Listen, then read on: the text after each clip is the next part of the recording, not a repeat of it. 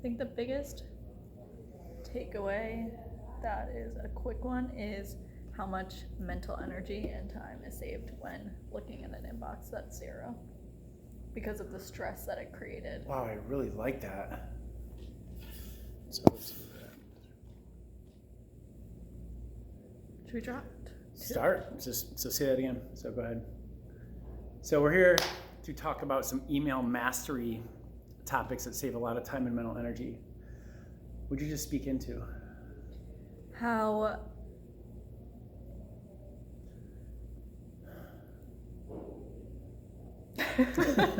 so much easier off camera. It is. So much easier. No, so would you say like how much time and mental energy is saved by looking at an inbox? Yeah, so I used to be very disoriented. No, what's the word? Like, what's the word? It makes me, overwhelmed. It makes me feel very overwhelmed to look at my email when it was at 9,000 emails and climbing daily. And to bring it to zero is so mentally freeing, and the time that it's saving with doing the process of actionables and learning how the system works, of getting it to zero, what to do with the emails so that you're only keeping the ones that are important. So what you were honing in on at the beginning was, what was the difference by being able to, when you go to your emails, having an email inbox with information only that mattered, compared to one where you just watch it build and build and scattered and all over the place. Yeah, and all the important emails that I actually needed to receive were getting completely lost. And what chaos is that creating as a result? Yeah, and with all those important emails that you were receiving that were getting lost, the metaphor is act like your emails are mail, because they are, but act like they're paper mail. And the metaphor is, imagine going to your mailbox every day. You're walking out to your mailbox and you haven't thrown away the junk. And so the junk's still there. And then you're seeing the junk. And then actually having to take the time and mental energy to sort through the junk in order to get to the stuff that mattered. Once again, and when you had the junk, you still put the junk back into that mailbox. Yeah, so it's like constantly junk, important thing, junk, what is falling through the cracks, and what's the result of not having it completely organized and a system in place. Did you find that things were falling through the cracks, that you were incessantly trying to look through all of the things in order to find things that actually mattered? So first of all, it was taking a lot of time, because sifting through an inbox that is cluttered with stuff that I don't need to find something that I do need takes a lot of time. So first of all, like time, and then also, what was your question? I was just being really present for you, so I forgot the question about wasting time, like having all of those emails be in the way. Yeah, and how it gets lost. So saving time, and then like what is important is falling through the cracks because I'm not seeing it. That's where I was going with my next. Yeah, and even a client last week where they would use the unread system, like the read unread system. And so they would still be trying to sift through those things, like the read ones, in order to get to the unread ones that's happening. And they're like, well, I can tell I left off here. And I'm like, well, what's that like, having to go find your space every single time that's there? Like, it's like a different type of marker. And so many people, if you're using the like unread, I marked it as unread, and so therefore I don't need to go to it, and it's still staying there.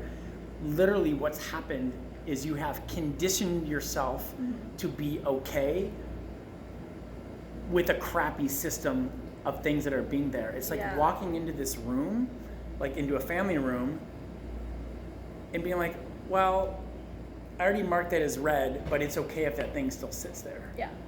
And the behaviors that you're practicing, really. Yeah, it is. It's like cross-contextual. Like, behaviors are you practicing by not having a clear inbox, Yeah. a clear garage, or a clear closet that you get to Yeah. manage with your sibling? We can talk about that one later. Don't steal my clothes. Oh, that's a good one. Yeah, inside joke. Yeah. That's a good one we get to tap into. So talk to me about the time and mental energy saved of even just now going into an inbox at one that's getting to zero, you know where it goes, and only receiving emails that do matter. Like, honestly, what type of time are you saving? What's the mental energy like? What are you feeling like? And then your identity as a person. So I'm saving a lot of time. Obviously, I was probably spending an hour sifting through emails to find something that's important. So that's about 7 hours a week. If it's an hour a day. 7 hours a week, like that's real. Times, Yeah. yeah. And even if it's 30 minutes a day, like that's real time, people. Like Yeah, that's getting just completely lost. When Yeah. I could work out for 30 minutes in that time instead, or a million other things. Yeah, like things that Time is- matter, yeah. things that are valuable. Time is precious. And also, so now I have a system in place where everything that's valuable and needed, I got rid of all the junk, and nothing's falling through the cracks. I'm able to deal with what's coming in my inbox either in a few seconds or doing something with it for later that is Yeah. necessary. And so what I heard you just say is the things that are in your inbox, it literally only takes you a few seconds to decide, am I going to act upon it? But if I can't right now, where does it get to go for later? And how do I have a system that even checks upon that so it doesn't Yeah. fall through the cracks? Exactly. And how different is it to look at an email that you're getting 5 emails a day versus 9,500? Yeah. And so what about the difference if you're only getting like 5 to 10 ones that matter and you've literally become to own your space and that boundary? Yes. How much difference of an impact for people who are receiving the 50 to 150 emails a day of things that do matter? So there's a lot of people who are in that world. Most people are, Yeah. but they're also getting their space convoluted by all those other junk messages. So if you're saving 30 to 60 minutes a day with even not a lot of email traffic, Yeah. you know, given your job or whatever roles you're in, what's the impact that people have who are literally where email is a number one information highway for them? Yeah. The overall time and just what's important not falling through the cracks, really. So let's shift this into, like, a lot of it is, I just believe that time's so precious and it shouldn't be spent on BS things, Yeah. like looking at a computer or inside email. Like, it gets to be used on moving things forward. So here you are now, like a month later after we got to implement these things into your world. And now you just had talks with someone with a job where someone is looking at you to say, wow, I can offload. I'm a busy like CEO. Yeah. I want to buy scale companies. I want to be able to offload my job to free off that time and mental energy that you can now execute it for someone else. But talk to them, like, what is your position now to be able to take on a role, and what is he looking for you to help him achieve? Yeah. And how are you now equipped for that role? So really making sure that the system that I'm following is in check, so anything that's handed to me, I'm able to handle properly so that it's not overwhelming me in helping him, and also setting a foundation that we are on the same page. How are we tracking stuff? How are we making sure that nothing is getting missed between the two of us in our communication? Yeah. And when you get that system between two people, or lack thereof, it geometrically increases like the fluidity Correct. or the chaos. Correct, yeah. So it can either, if we're not on the same page, cause a lot of chaos in how are we communicating properly. Things would probably fall through the cracks and become chaotic. That also causes a lot of communication issues and all sorts of stuff that you don't want to deal Yeah. with that can be very easy to avoid if you have the right practice in place and everyone's on the same page. Yeah. And that's used a lot, like being on the same page. So if you're not on the same page or the same system, Yeah.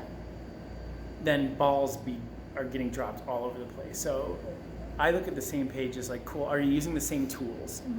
Some people might be missing some, but it goes way above and beyond that. Are they using the same best practices and then the routines to keep it all together so that their information flow back and forth is leak proof? Yeah. But where's that information going and who needs to be checking on what? So that you're not having these, did you get this? Did you do that? Meeting about meeting, it's not clear.